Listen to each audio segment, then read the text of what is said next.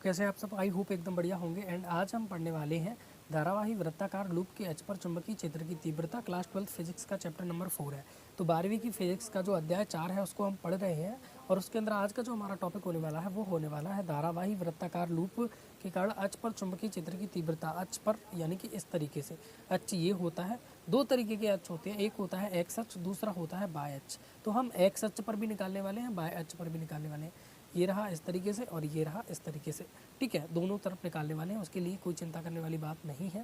पहले मैं आपको बता दूं कि मेरी 4-5 दिन से तबीयत खराब थी तो लेक्चर नहीं आ पा रहे थे। और सेकंड पॉइंट ये कि एक बच्चे ने कमेंट किया था कि नोट्स बाद में छोड़ो, आप क्लास में ही ऐड कर दिया करो ताकि साथ साथ हम नोट भी कर लें। तो ये देख लो, ठीक है, आज मैं पूरी टीपीपी बना के लाया हूँ यहाँ पर और उसी से हम पढ़ने वाले हैं। कहीं पर भी डाउट आएगा उसका सॉल्यूशन मैं कर दूंगा, कोई चिंता वाली बात नहीं है। बस आपको पूरा फोकस के साथ पढ़ना होगा। अब आई डोंट नो कि ये कौन सा लेक्चर है, काफ़ी ज़्यादा दिन से तबीयत खराब थी, सीधा मुंह उठा के वीडियो बनाने बैठ गया हूँ डायरेक्ट इंसर्ट करके पीडीएफ को। तो ये क्लास 12 फिजिक्स का चैप्टर नंबर 4 है और इसका लेक्चर मुझे पता नहीं है, आप जाकर प्लेलिस्ट में चेक कर लेना, चैनल के ऊपर डली हुई है या लिंक डिस्क्रिप्शन में मिल जाएगी, वहाँ पर चेक कर लेना कौन सा लेक्चर है। अगर आपने पिछले लेक्चर नहीं देखे हैं तो उनको देख लेना और मैं टाइटल में भी लिख दूंगा लेक्चर नंबर। ओके, तो हम क्या करने वाले हैं, धारावाही वृत्ताकार लूप के अच पर चुंबकीय क्षेत्र की तीव्रता निकालने वाले हैं। इस तरीके से हमारे पास कोई लूप है और उससे इस तरीके से अच पर हमें क्या करना है, चुंबकीय क्षेत्र की व्याख्या करना है। मैं आपको बहुत सारी चीज़ें पहले पढ़ा चुका हूँ, उसके अंदर जो पिछला लेक्चर हुआ था उसकी कुछ चीज़ों को रिमाइंड करना है हमें। वो चीज़ें ये हैं, पहला कि डीबी समानुपाती किस किस चीज़ की होता है। डीबी क्या होता है, डीबी होता है अपना छोटा सा चुंबकीय क्षेत्र। हमने देखो ये हमारा एक तार है, इसकी मैं पूरी लंबाई लूँगा तो एल से दर्शाते हैं। L4 होता है लेंथ, लेंथ यानी लंबाई। तो लंबाई को जब भी दर्शाते हैं हम एल से दर्शाते हैं। तो मैं इसकी लंबाई को कभी एल से दर्शाता हूँ, लेकिन कभी कभार हो जाता है कि मुझे छोटी सी लंबाई की ज़रूरत पड़ती है, यानी इसके इतू से हिस्से की ज़रूरत पड़ती है, तो मैं उसको एकांक लंबाई बोल देता हूँ। जैसे कि अभी स्केल उधर रखी हुई होगी तो कोई स्केल है 100 सेंटीमीटर की, उसके 1 सेंटीमीटर वाला हिस्सा क्या कहलाएगा अपना, उसके 1 सेंटीमीटर वाला हिस्सा अपना क्या कहलाएगा, एकांक भाग। तो उसी एकांक भाग की बात कर रहा हूँ। तो अब ये जो लंबाई है, अगर इसके अंदर मैं करंट प्रवाहित कर दूं, आवेश प्रवाहित कर दूं, तो उस कंडीशन में ये जो तार है ये चुंबकीय क्षेत्र उत्पन्न करता है। मैं पहले पढ़ा चुका हूँ इस बात को। तो अगर ये चुंबकीय क्षेत्र उत्पन्न करता है बहुत ज़्यादा, तो अगर इसका छोटा सा भाग है उसके अंदर भी करंट का प्रवाह हो रहा है तो सामान्य तौर पर वो भी चुंबकीय क्षेत्र उत्पन्न करेगा। फ़र्क क्या है कि ये चुंबकीय क्षेत्र पूरी लंबाई का जो चुंबकीय क्षेत्र है वो बहुत ज़्यादा होगा और ये जो छोटी सी लंबाई चुंबकीय क्षेत्र उत्पन्न करेगी उसका मान कम होगा। धीरे धीरे सबको समझ में आ जाएगा, बस बने रहना वीडियो में अंत तक। तो जो चुंबकीय क्षेत्र होता है वो समानुपाती होता है किसके, विद्युत धारा के। जितना ज़्यादा करंट बहेगा उतना ज़्यादा चुंबकीय क्षेत्र, जितना ज़्यादा आवेश का प्रवाह उतना ज़्यादा चुंबकीय क्षेत्र। डी एल यानी लंबाई के, साइन थीटा हम ज्या को बोलते हैं, है ना, उन दोनों के बीच की ज्या के, अभी आपके सबको समझ में आ जाएगा। और आर स्क्वायर के व्युत्क्रमानुपाती होता है। ये पॉइंट हम पहले पढ़ चुके हैं, आपने पढ़ लेना। अगर नहीं पढ़ा है तो ये समझ में नहीं आएगा, ये शायद इतू सा ऊपर से तो चला जाए आपके। जब समानुपाती का चिन्ह हटाते हैं तो कोई ना कोई कांस्टेंट आता है और यहाँ पर जो अपना कांस्टेंट निकल के आता है वो है भैया ये कांस्टेंट निकल के आता है जब यहाँ पर समानुपाती का चिन्ह हटता है। इसकी वैल्यू वगैरह सब मैं आपको बता चुका हूँ, ज़्यादा इसका यहाँ पर यूज होने वाला नहीं है, ठीक है। जब इसकी दिशा निकालनी हो तो हम प्रयोग करते हैं DL इंटू आर वैक्टर की। क्यों करते हैं, क्या करते हैं, पिछले लेक्चर के अंदर इस चीज़ को हम डिस्कस कर चुके हैं। हाँ या ना बोल, स्टार्ट करते हैं, ठीक है। हम क्या करेंगे, एक वृत्ताकार कुंडली लेंगे। सबसे पहले थोड़ा सा समझने की कोशिश करना। मेरे पास अभी कोई वृत्ताकार कुंडली नहीं है कि मैं आपको दिखा सकूं।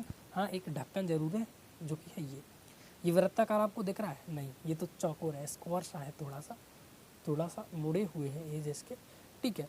तो अगर मैं इसको बिल्कुल मोड़ दूं और बिल्कुल इस तरीके से कर दूं तो ये क्या हो जाएगा, गोल हो जाएगा। अब आप मान के चलिए कि ये गोल है, मान के चलिए ये गोल है। अब मानने में आपका क्या हो जाता है कि मानना ही तो है, गणित वाले बंदे कुछ ना कुछ मानते ही रहते हैं, माना एक्स माना वाई, ठीक है। तो ये मान लीजिए गोल है और ये जो इसकी ब्रांडिंग लगी हुई है ये इसका सेंटर पॉइंट है। सेंटर पॉइंट यानी केंद्र है, ये इसका केंद्र, ठीक है, इसका केंद्र है। अब थोड़ा सा समझने की कोशिश करना। मैं इसको इस तरीके से रख देता हूँ, इस तरीके से, और मैं इसको यहाँ पर ड्रॉ भी कर देता हूँ।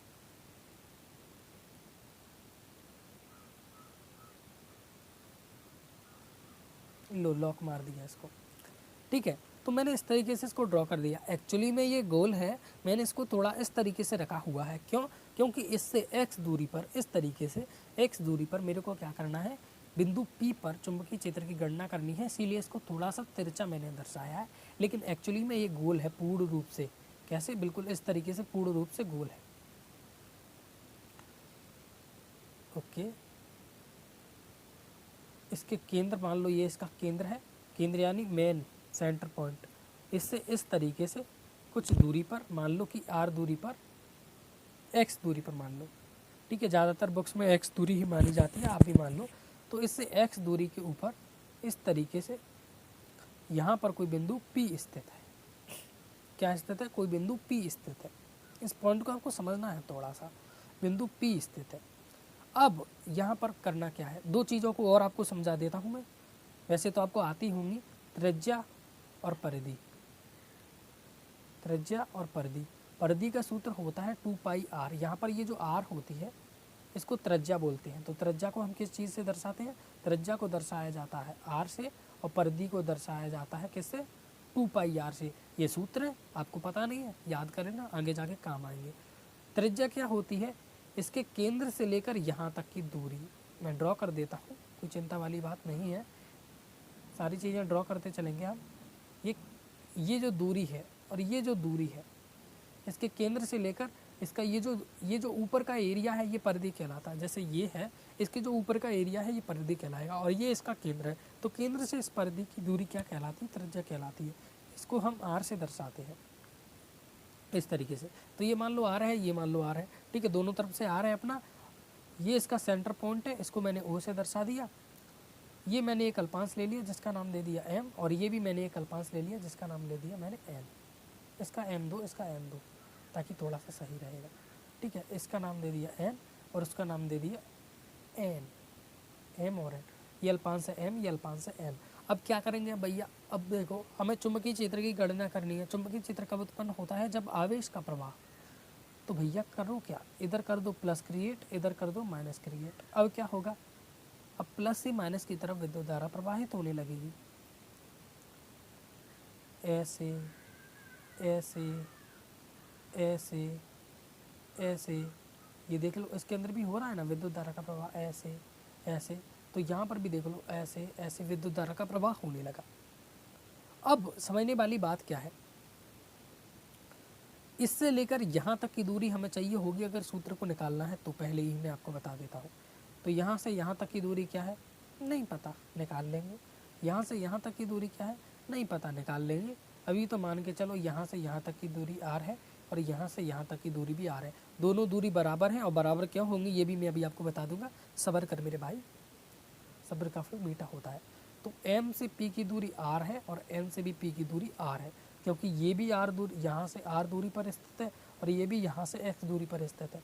तो ये सब कुछ समान है लगभग, तो r दूरी भी समान होगी। अभी मैं आपको सिद्ध करके बता दूंगा प्रमाणिक तौर पर किस तरीके से, ठीक है। तो ये यहाँ पर अपना काम हो गया। अब यहाँ पर आवेश का भी प्रवाह होने लगा, कुंडली भी है, तो अब जाहिर सी बात है, जब आवेश का प्रवाह होगा तो चुंबकीय क्षेत्र उत्पन्न होगा। अब चुंबकीय क्षेत्र उत्पन्न होगा तो उसकी वैल्यू कितनी होगी पता नहीं, ठीक है। तो मान लेते हैं वैल्यू dB होगी, ठीक है, dB होगी। अब हम दो अल्फांशों को ले रहे हैं, एक अल्पांश हमने ये ले लिया, ये है dl अपना, और एक अल्पांश ये ले लिया, ये भी है अपना क्या है dl, छोटी सी लंबाई छोटी सी लंबाई। अब छोटी सी लंबाई छोटा सा चुंबकीय क्षेत्र उत्पन्न करेगी, हाँ भैया ठीक है, छोटा सा चुंबकीय क्षेत्र उत्पन्न करेगी। उसकी दिशा भी होगी, क्योंकि चुंबकीय क्षेत्र एक सदिश राशि है। अब उसकी दिशा किधर होगी मैं बताऊँ?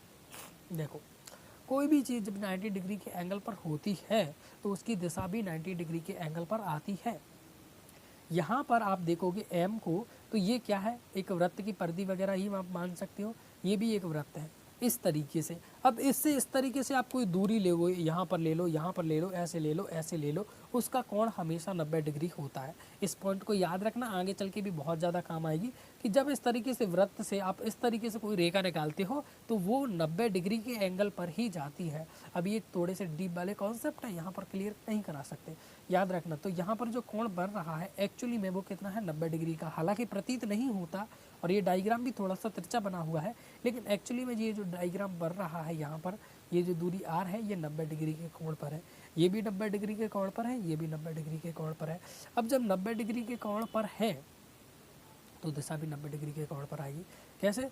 देखो dl vector into R vector, dl vector into R vector. तो dl की दिशा मान लो इधर है और r की दिशा मान लो इधर है, ठीक है। r क्या है? दूरी है, और dl क्या है? लंबाई है। dl क्या है? अपनी लंबाई है, और r क्या है? अपनी ये दूरी है। dl vector r vector, r vector लिख दो, dl वेक्टर लिख दो, ठीक है।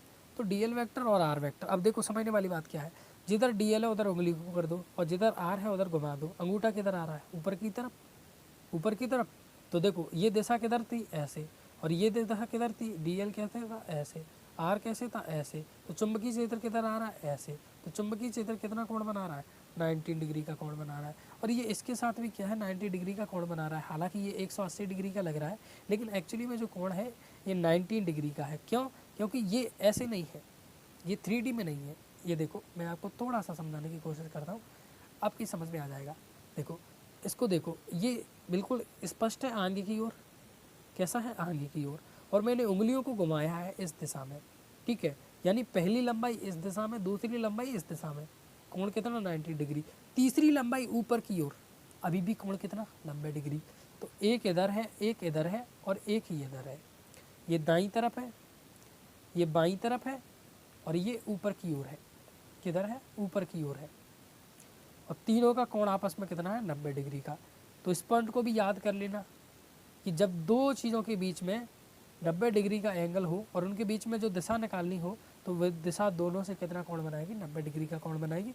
उदाहरणार्थ मैं आपको समझाता हूँ। देखो 3D में समझने की कोशिश करना थोड़ा। ये इधर है कि नहीं? और ये इधर है, तो ये इधर है, आपस में कोण कितना बन रहा है? 90 डिग्री का, ठीक है। एक इधर है अपना और एक दूसरा इधर है, कोण कितना बन रहा है? 90 डिग्री का।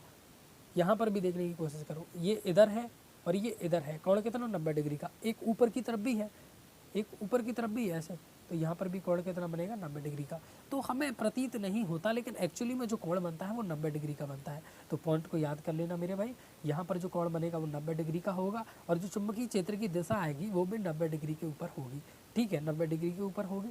अब मान लीजिए बिंदु P कुछ इस तरीके से है, बिंदु P कुछ इस तरीके से है, और इससे कोई 90 डिग्री पर दिशा बनानी है मेरे को। तो 90 डिग्री का कैसे बनता है? इस तरीके से 90 डिग्री पर मैंने क्या बना दी? दिशा बना दी, ठीक है, इस तरीके से। अब ये बिंदु P बिल्कुल सीधा नहीं लिखा हुआ, थोड़ा सा तिरछा बना हुआ है ना, तो इसको भी मैं थोड़ा सा तिरछा कर देता हूँ। कर दूँ? लो मैंने तिरछा किया। तो चुंबकीय क्षेत्र की दिशा किधर आ रही है? इधर की तरफ आ रही है कि नहीं? तो चुंबकीय क्षेत्र की दिशा मेरे को किधर बनानी होगी? इधर।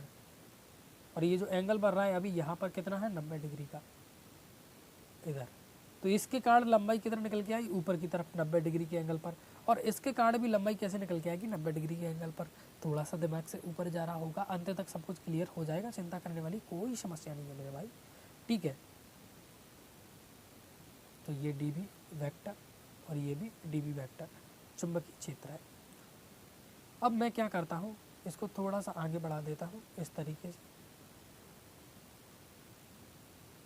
और इसको मान लेता हूँ कुछ इस तरीके से, ठीक है। इस तरीके से मैंने दो एच बना दिए, ये एक्स बना दिया, ये वाई एच बना दिया। और मान लीजिए कि ये थीटा कोण बन रहा है यहाँ पर जो कोण बन रहा है वो थीटा है, और यहाँ पर भी जो कोण बन रहा है वो अपना क्या है? थीटा है। जुकाम हो रहा है थोड़ा सा। तो ये dB वेक्टर है अपना। अब मैंने आपको क्या बताया था कि जिस तरफ थीटा बने उस तरफ लोगे इसका वो वाला अक्ष जो कॉस में आए। तो ये dB है, इधर थीटा बन रहा है तो इधर आता है dB cos थीटा। ये भी dB है, इधर थीटा बन रहा है तो इधर आएगा dB cos थीटा। और इसके विपरीत बाएं अक्ष पर जहाँ पर थीटा नहीं बन रहा, यहाँ पर भी थीटा नहीं बन रहा, वहाँ पर आएगा dB sin थीटा, और इसका भी आएगा dB sin थीटा। इसके कारण जो चुंबकीय क्षेत्र है वो मान लीजिए dB1 है, और इसके कारण जो चुंबकीय क्षेत्र है वो मान लीजिए dB2 है। तो dB1 dB2 dB1 dB2, ठीक है। एक और बार मैं इस पॉइंट को आपको समझाता हूँ। ये अपना वृत्ताकार लूप है, इसके अंदर धारा का प्रवाह हो रहा है, इससे बिंदु P x दूरी पर स्थित है, और इस पॉइंट एम और एन से हमें क्या करना है, विद्युत चुंबकीय क्षेत्र की वैल्यू निकालनी है जो कि आर दूरी पर स्थित है। इससे अगर चुंबकीय क्षेत्र की दिशा निकल के आई इस तरफ और इससे चुंबकीय क्षेत्र की दिशा निकाली तो चुंबकीय क्षेत्र की दिशा निकल के आई इस तरफ, एक इस तरफ है एक इस तरफ है। तो मैंने क्या है एक ऐसे तरीके से लाइन बना ली और मान लिया यहाँ पर जो कोण मार रहा है वो थीटा मार रहा है। अब थीटा मार रहा है तो मैं क्या कर रहा हूँ, चुंबकीय क्षेत्र के घटक कर देता हूँ। जब भी इस तरीके से थीटा कोण पर हमें कोई वैल्यू दी गई हो और उसका आंसर निकालना हो तो क्या कर दो, घटक कर दो। तो इसका इस तरफ जो घटक लिया वो हो गया कॉस थीटा, क्योंकि इधर थीटा बढ़ रहा है, और इस तरफ जो घटक लिया वो हो गया db1 साइन थीटा। अब ये db2 है, इसका थीटा की तरफ घटक लिया तो db2 कॉस थीटा, और इस तरफ घटक लिया तो db2 साइन थीटा। अब ये क्यों हुआ, इसके पीछे का रीजन मैं आपको पहले बता चुका हूँ। ये सदिश है, पढ़ लेना काम आएंगे, बेसिक मैथमेटिक्स सदिश वेक्टर, ठीक है, पढ़ लेना, वेक्टर काम आता है बहुत। सेम चीज़ यहाँ पर है, यहाँ पर भी कोई दिक्कत वाली बात नहीं है, बस यहाँ पर थीटा की जगह उन्होंने फाई लिख दिया है, थीटा की जगह पर उन्होंने फाई लिख दिया, कोई दिक्कत वाली बात नहीं है। इस तरीके से या फिर आप इस डायग्राम को भी बना सकते हो। तो जो मैंने लिखा वो यहाँ पर लिखा है, माना कि आर त्रिज्या की एक वृत्ति कुंडली है, आर त्रिज्या मैंने भी मानी है, जिस पर आई धारा प्रवाहित हो रही है। ओके, आई धारा प्रवाहित हो रही है, कुंडली के केंद्र ओ से एक्स दूरी पर बिंदु पी स्थित है, ठीक है। देखो कुंडली का केंद्र ये रहा ओ, इससे इस तरीके से एक्स दूरी पर बिंदु पी स्थित है, जिस पर चुंबकीय क्षेत्र की दीवार डिब्बी कॉस थीटा है, ठीक है। यहाँ पर पाई माना है, हमने थीटा माना, कोई दिक्कत वाली बात नहीं है, dB cos थीटा है। इस तरीके से इस पर चुंबकीय जिस पर चुंबकीय क्षेत्र की तीव्रता dB cos थीटा है। तो चुंबकीय क्षेत्रता इस अक्ष पर बताया गया है, कौन सा है, dB cos थीटा है। ओके, कुंडली के ऊपरी सिरे पर एक अल्फांश है AB, जिसकी लंबाई dl है तथा बिंदु P से इसकी r दूरी पर ये है। इसका अल्फांश हमने क्या लिया है, dl है, और ये क्या r दूरी पर बिंदु P स्थित है। तो ये r दूरी पर बिंदु P इस तरीके से स्थित है। फिलहाल मैं सभी को इरेज कर देता हूँ यहाँ पर, ठीक है। तो ये सब क्या है, मैंने इरेज कर दिया। इसको आप चाहो तो नोट कर लेना, db1 sine theta, db2 sine theta. Notes के अंदर थोड़ा सा शॉर्ट में लिखा होता है जो कि आपके लिए काफ़ी है, इस तरीके से भी आप पढ़ लेना। तो ये मैंने यहाँ पर डिज़ाइन बना दिया आपको। ओके, यहाँ तक आपको कोई डाउट नहीं होगा। अब इसके कारण इस बिंदु P पर चुंबकीय क्षेत्र की तीव्रता कितनी होगी उसको ज्ञात करना है। पहले मेरी बात सुनो, dB इज इक्वल टू निकल के आया था μ0 4 IDL साइन थीटा बटे आर स्क्वायर, ठीक है। ये निकल के आया था, इतना याद रखो। I अपनी विद्युत धारा कांस्टेंट है, DL लंबाई कांस्टेंट है, साइन थीटा अभी देख लेंगे आर स्क्वायर, ठीक है। आर स्क्वायर यानी दूरी। देखो विद्युत धारा इसमें I प्रवाहित हो रही है, हमने भी माना है, तो इसके लिए भी I है, इसके लिए भी I है। ओके, इसके लिए भी I है, इसके लिए I है। μ0 बटा 4 पाई ये कांस्टेंट होता है, मैं आपको बता चुका हूँ। DL क्या होता है, लंबाई होती है। तो दोनों की लंबाई मैंने DL ली है, ये भी लंबाई DL है, ये भी लंबाई DL है। ओके, DL है। साइन थीटा तो थीटा होता है, थीटा यानी एंगल, थीटा एंगल ऊपर भी 90 डिग्री का बनना है, इधर भी 90 डिग्री का है थीटा, और इधर भी 90 डिग्री का है। मैं लिख देता हूँ थीटा बराबर कितना है, 90 डिग्री का है, 90 डिग्री का ये एंगल बनता है। तो थीटा भी समान है। आर स्क्वायर यानी दूरी का वर्ग, आर इसका भी समान है, आर इसका भी समान है। तो जब दूरी समान है तो दूरी का दोनों का वर्ग समान होगा, सिंपल सी बात है। तो आर यानी कुल मिलाकर देखा जाए तो सब कुछ ही समान है, सब कुछ ही समान है, एक चीज को छोड़कर।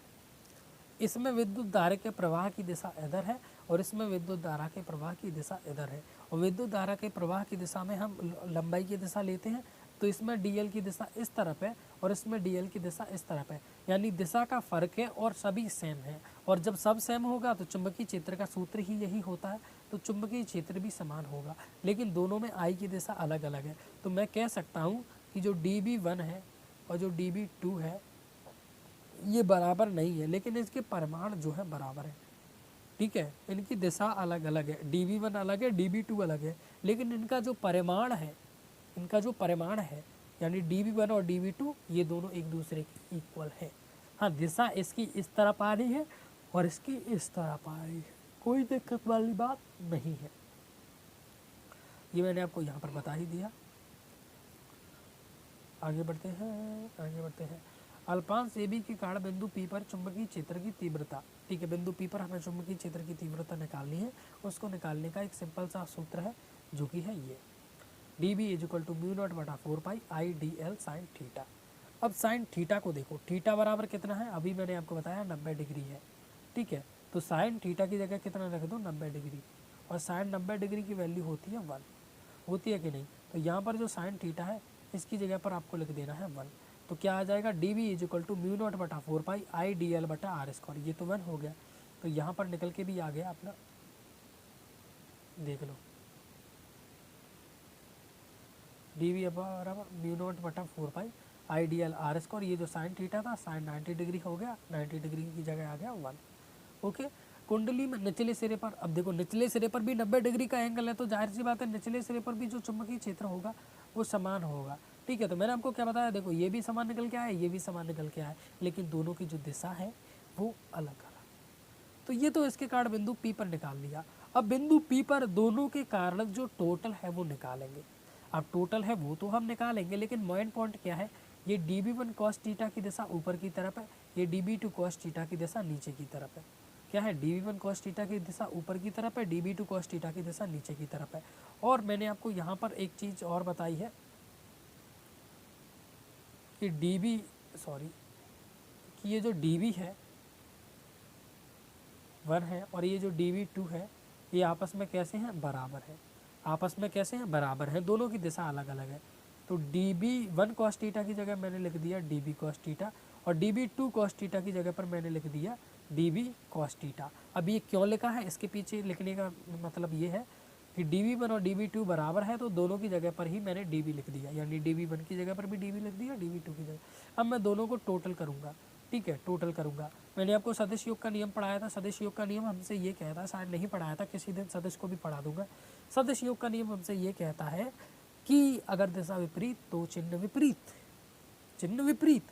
जैसे कि D V one cos theta ऊपर की तरफ है, D B two cos theta नीचे की तरफ है, तो जब नीचे की तरफ होता है तो नेगेटिव लो, तो इधर हो गया D B cos theta, minus लगाए तो माइनस, इधर हो गया डी बी कॉस थीटा, इससे ये कैंसिल, तो अपने पास क्या आया, निकल के 0। यानी कि ऊपर व नीचे चुंबकीय क्षेत्र की वैल्यू कितनी है, 0 है। बाय अक्ष के ऊपर कितनी है, 0 है। एक्स अक्ष के ऊपर कितनी होगी वो हमें ज्ञात करनी है। पहले नोट्स को देख लो एक बार, आपके लिए लेकर आया हूँ। D V one cos theta O P के लंबवत पी एन दिशा में D B one sine theta अक्ष ओ पी के अनुदिश। देखो ओ पी क्या है, ओ पी दिशा है, मैंने नहीं मानी, इधर सूत्र को देखो, इसको मान लीजिए ओ पी कहा गया है, ये ओ पी है, मान लीजिए ये ओ पी। ओके ओके, थोड़ा सा रुको, इसको माना है उन्होंने एन और इस दिशा को माना है उन्होंने एन डैश। अब उन्होंने लिखा क्या है, देखो डी बी कॉस थीटा अक्ष ओ पी के लंबवत है, ठीक है, पी एन दिशा में है। ओके, क्या बोला है, डी बी कॉस थीटा अक्ष ओ पी के अनुदिश है, ओ से पी, इसके अनुदिश बिल्कुल लंबवत। कॉस थीटा यही है ना, डी बी कॉस थीटा, ओ से पी की दिशा, सॉरी पी से एन की दिशा में, पी से एन की दिशा में यहाँ पर लिखा हुआ है, थोड़ा सा समझने की कोशिश करना, आई नो कॉम्प्लिकेटेड हो जाता है ये थोड़ा सा। तो देखो पी से एन की दिशा में है अपना डी बी कॉस थीटा, और ओ से पी की दिशा में है अपना डी बी साइन थीटा। इधर देख लो, ये रहा केंद्र ओ, ये रहा बिंदु पी, ओ से पी की दिशा क्या है, ये वाली दिशा है, और इसी दिशा में अपना डी बी साइन थीटा, और पी से एन की दिशा में इस वाली दिशा में क्या है, अपना डी बी कॉस थीटा है।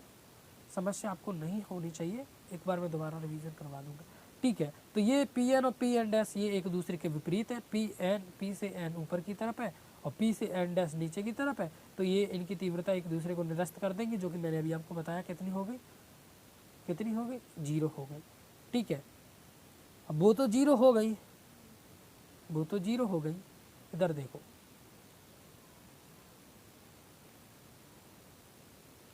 ठीक है, इधर देखो D V one sine theta इधर है, D B two sine theta इधर है, तो इनकी तो दिशा एक ही है, D V one sine theta D B two sine theta, दोनों को ही डी वी लिख दो क्योंकि दोनों ही इक्वल है।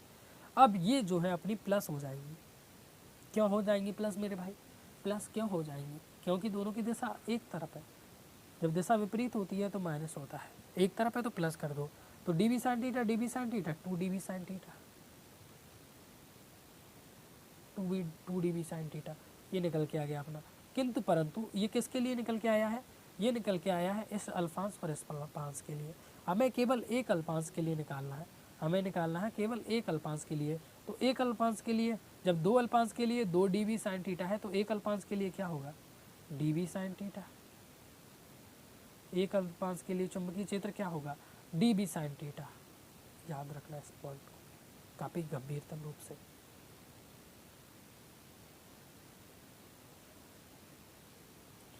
थोड़ा सा मिस्टेक हुआ है यहाँ पर, ये dB1 है, ये dB1 है, ये dB1 है, ये भी dB1 है, dB बराबर dB1 साइन थीटा।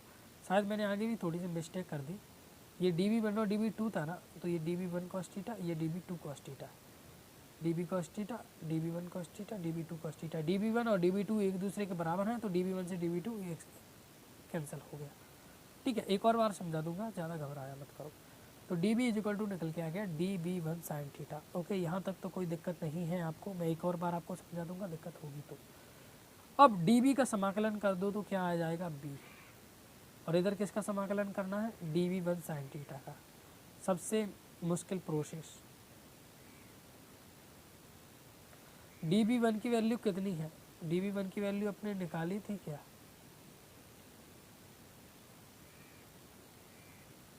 ये देखो dB1 की वैल्यू कितनी है, म्यू नॉट बटा 4 पाई IDL बटा आर स्क्वायर।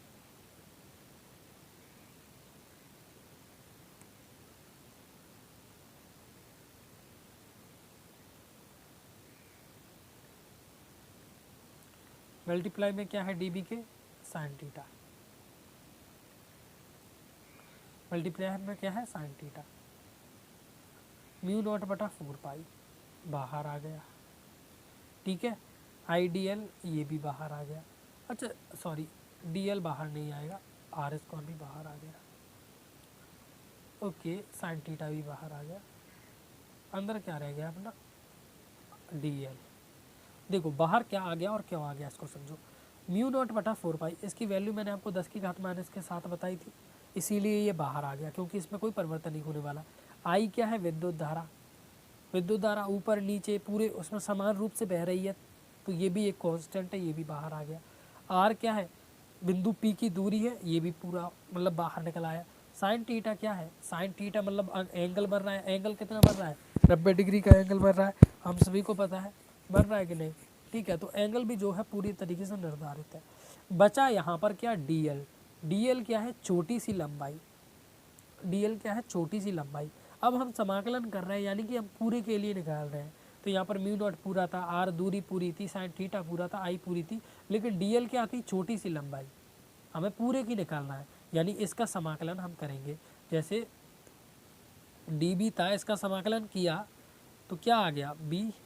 समाकलन तो आपको आता होगा, उम्मीद करते हैं। DB का समाकलन होता है B, ठीक उसी तरीके से DL का समाकलन होता है क्या, L।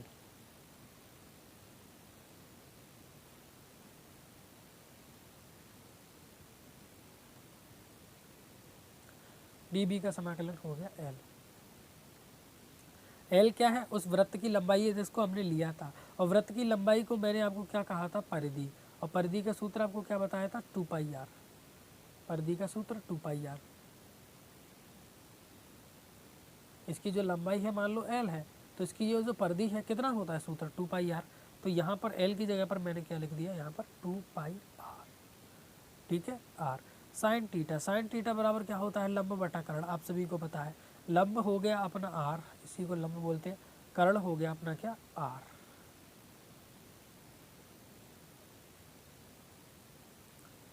म्यू नॉट बटा 4 पाई इंटू आई बटा आर। सॉरी, लंब कैपिटल आर है और ये कर्ण क्या है, स्मॉल आर है। ये रहा लंब, इधर देख लो कैपिटल आर, और ये क्या है अपना स्मॉल आर है। इस तरीके से ये सब क्या है, मल्टीप्लाई है। थोड़ा सा समझना और है, उसके बाद ये टॉपिक कंप्लीट हो जाएगा, फिर चिंता करने वाली कोई बात ही नहीं है।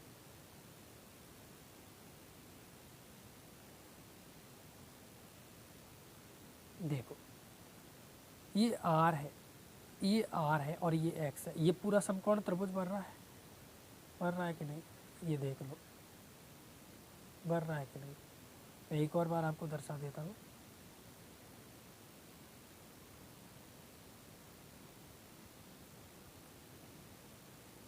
देखो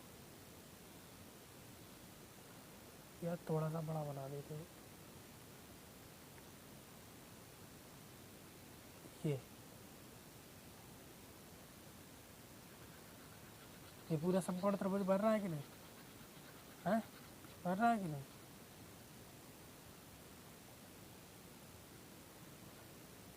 लंब कितना है आर, आधार कितना है एक्स और कर्ण कितना है आर।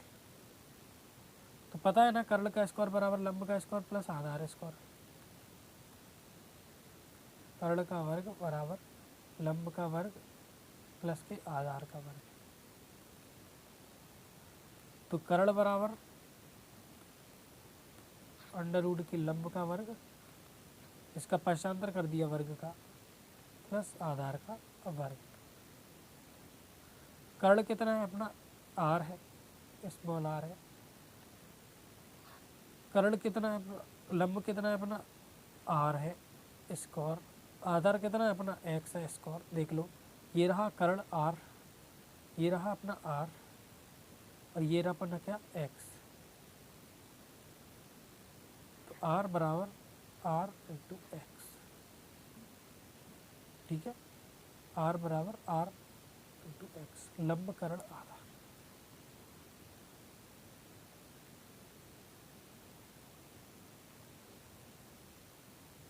तो आर की जगह पर रख दो अंडर रूट के आर स्क्वायर प्लस के एक्स स्क्वायर, ई बराबर वी नॉट बटा 4 पाई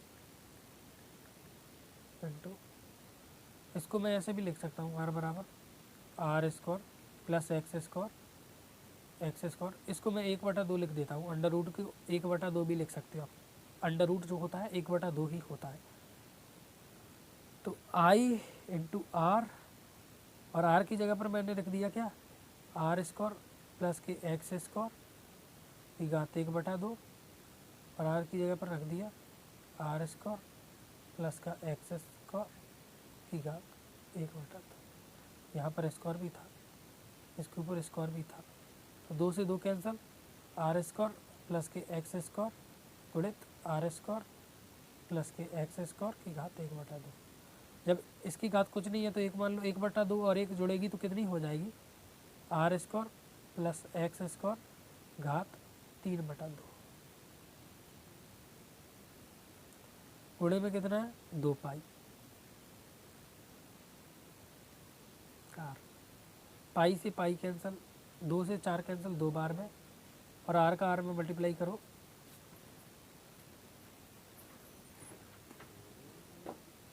तो बी बराबर म्यू नॉट बटा 2 पाई तो कट गया, R square plus X square की घात 3/2,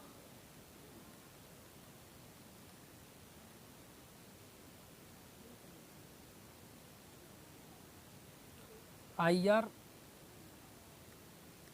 आर का आर में मल्टीप्लाई किया तो स्क्वायर, आर का आर में मल्टीप्लाई किया स्क्वायर, अभी समझा दूंगा थोड़ा सा और। तो ये जो है अपना क्या है चुंबकीय क्षेत्र की वैल्यू अपने पास निकल के आ गई। इसके लिए कुछ कंडीशन भी है जो कि मैं अभी आपको बताऊंगा, ठीक है। अब इसको थोड़ा सा नोट से भी समझा देता हूँ मैं, ठीक है। देखो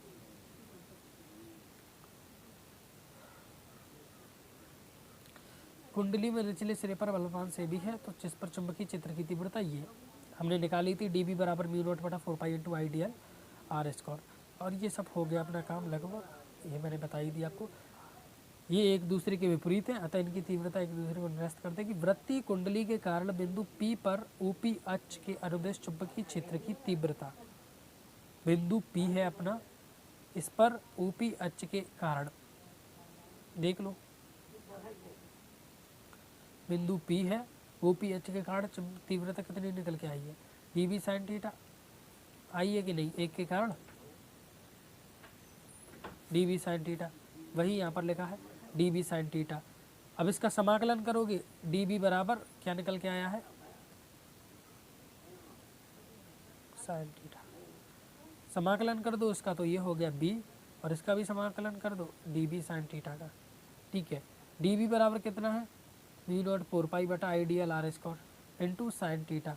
इसको कर दो समीकरण 1 से किया, ये रहा समीकरण 1, नाम लिखना भूल गया था मैं, समीकरण 1 से, ठीक है। तो b बराबर mu not 4 pi I D L बटा साइन थीटा, ठीक है, म्यू नॉट बटा 4 पाई आई डी एल बटा आर स्क्वायर इंटू आर बटा आर, ये आर बटा आर क्या आया, क्योंकि साइन थीटा बराबर होता है लंब बटा कर्ण, उसी त्रिभुज से निकाला है ए ओ पी से, आर बटा आर, कैपिटल आर बटा आर। ओके, आर बटा आर लंब और ये कर्ण, त्रिभुज में देख लो कौन सा लंब है, ये लंब है, ये कर्ण है।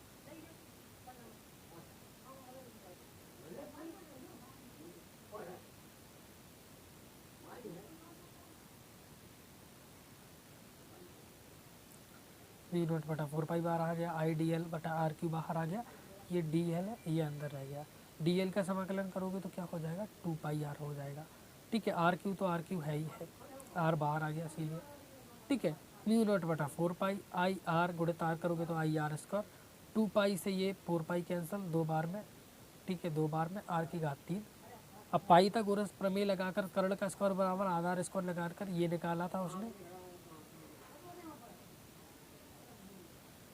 तो b बराबर ये निकल के आ गया mu not I R square बटा R square plus X square 3 की घात 2, अभी मैंने निकाला था वही। यदि वृत्ताकार लूप की जगह आर पैरों वाली है, यदि वृत्ताकार लूप की जगह आर पैरों वाली, हाँ तो ये सूत्र मैंने निकाला था। ठीक है, ये मैंने सूत्र भी निकाला था, इसमें कोई दिक्कत नहीं है। अब कुछ स्थितियां हैं, कंडीशन है, वो है ये, यदि बिंदु P वृत्तीय लूप के केंद्र पर हो तो x बराबर 0 पर, x बराबर 0 पर क्या होगा, इस x की जगह पर 0 रख दो तो क्या आएगा, mu not into I N R square 2 R square घात कितना है 3/2, ये x हट जाएगा 0 हो जाएगा, तो 2 से 2 कैंसिल, तो क्या आएगा mu not I N R square बटा 2 आर की घात 3, आर की घात 2 से आर की घात 3 कैंसिल, तो आ गया म्यू नॉट आई एन बराबर ये आ जाएगा, देख लो b बराबर म्यू नॉट आई एन बटा 2r। एक्स बहुत कम हो आर से, मतलब x बहुत बड़ा हो अगर r से, तो x अगर r से बहुत ज़्यादा बड़ा है तो इस कंडीशन में r को 1 मान लेते हैं। कोई भी संख्या जब इस तरीके से लिखी हुई है, जो चिन्ह लगा हो इस तरीके से, तो जो संख्या छोटी है, जैसे r को छोटी बताया गया है, जिस तरफ मुंह पड़ रहा है वो बड़ी संख्या होती है, मुंह इस तरफ खुल रहा है तो ये x बड़ी संख्या है और r छोटी संख्या है। तो जो छोटी संख्या होती है उसको 1 मान लो, जब इस तरीके के चिन्ह बने हो तो उसको 1 मान लिया, तो जब r क्या हो गया अपना 1 हो गया, तो सिंपल सी बात है, r जब अपना 1 हो गया तो एक्स स्क्वायर की घात 3/2 हो गया, इधर एक्स स्क्वायर की घात 3/2, 2 से घात 2 कट गई तो एक्स की घात 3 आ गया और सब वही है। ठीक है, तो यहाँ पर लगभग सब कुछ अपना सॉल्व हो गया, लगभग सब कुछ अपना सॉल्व हो गया। अब एक बार मैं आपको बता देता हूँ, ये इमेज आपको कहाँ मिलेगी, इनकी लिंक मैं आपको डिस्क्रिप्शन में दे दूंगा, या टेलीग्राम चैनल पर चले जाना। ठीक है, टेलीग्राम चैनल की लिंक डिस्क्रिप्शन में, उसको कर लेना, या कमेंट सेक्शन में ऐड कर दूंगा, क्लिक कर देना उसके ऊपर, आपको टेलीग्राम चैनल पर चले जाओगे, नोट्स आपको देखने को मिल जाएंगे। ओके, माना आर की तरफ जब वृत्ति कुंडली सिर पर धारा आई प्रवाहित हो रही है, वृत्ति कुंडली सब कुछ छोड़ो, यहाँ पर जो मैंने डायग्राम बनाया उसको देखो, ये एक वृत्ति कुंडली है, इसके अंदर विद्युत धारा आई प्रवाहित हो रही है, ओ से बिंदु पी दूरी पर ये है, और इस दूरी को मैंने क्या मान लिया, आर मान लिया। अब जो चुंबकीय क्षेत्र की दिशा है वो किस तरीके से निकाली थी, जब एक की दिशा इधर है, एक की दिशा इधर है, तो दूसरे की दिशा ऊपर आती है, तो ये आगे की तरफ है, ये इस तरफ है। देखो दोबारा समझाने की कोशिश करता हूँ मैं आपको थोड़ा सा, एक की दिशा आगे की तरफ है, एक की दिशा इस तरफ है, तो दोनों का कोण कितना बन रहा है 90 डिग्री, तो घुमा दो आप इस तरीके से, क्या है इस तरीके से, तो आगे की तरफ करो और इसकी तरफ घुमा दो, मैंने इसकी तरफ उंगली को की, इसकी तरफ घुमा दी, तो अंगूठा आपकी तरफ आएगा। अब इसको मैं थोड़ा सा ऐसे कर लेता हूँ, इसकी दिशा ऐसे की, इसकी दिशा ऐसे की, तो इसकी दिशा इस तरफ है, इसकी दिशा आगे की तरफ है, तो मैंने उंगलियों को ऐसे घुमा दिया, अंगूठा किस तरफ आ रहा है ऊपर की तरफ, यानी 90 डिग्री का एंगल बन रहा है। तो यहाँ पर भी ये 90 डिग्री का एंगल है, तो इनके बीच में ये जो आएगा इसका भी एंगल कितना होगा, यहाँ 90 डिग्री का एंगल है, ये कितना डिग्री का एंगल है, 90 डिग्री का एंगल है। सिंपल सी बात है, डीबी के 2 घटक कर लिए, dB cos theta, dB sine theta, क्यों, क्योंकि यहाँ पर हमने मान लिया time theta, dB cos theta, dB cos theta, ये एक दूसरे से विपरीत दिशा में है तो कैंसल, और ये एक ही दिशा में है तो dB sine theta, dB sine theta, 2 dB sine theta. हमें एक के कारण निकालना था तो 1 डीबी साइन थीटा हो गया, फिर उसके बाद वैल्यू की पुट, और उसके बाद निकल के आ गया अपना आंसर। आई होप आपको आज का लेक्चर पसंद आया होगा, और मेरे को एक्सपीरियंस नहीं है, डीपीपी के ऊपर ज़्यादा पढ़ाता नहीं हूँ मैं, वैसे ही समझाता हूँ तो ज़्यादा अच्छे तरीके से समझाने में कैपेबल हो पाता हूँ मैं। ठीक है, फिर भी मैं नेक्स्ट टाइम ट्राई करूँगा। अभी मेरा जुकाम से तबीयत बहुत ज़्यादा ख़राब है, तो बड़ी मुश्किल से लेक्चर ले पा रहा हूँ, हो सकता है थोड़ा सा बोरे को थोड़ा सा कॉम्प्रोमाइज़ कर लेना। चलिए मिलता हूँ आपसे किसी नेक्स्ट लेक्चर के अंदर, तब तक के लिए गुड बाय, जय हिंद, राधे राधे।